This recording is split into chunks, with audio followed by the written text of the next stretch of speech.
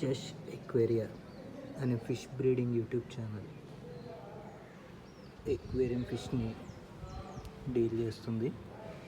అయితే ఎప్పటికప్పుడు 1 minute షార్ట్స్ని upload చేయాలని చెప్పి ఈ ఛానల్లో డిసైడ్ అయ్యా.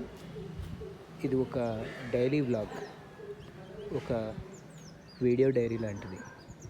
డైలీ ఇక్కడ ఫామ్లో జరిగే యాక్టివిటీ ఒక 1 minute షార్ట్ రూపంలో రోజుకి 1 లేక 2 షార్ట్స్ అప్లోడ్ చేయబడతాయి.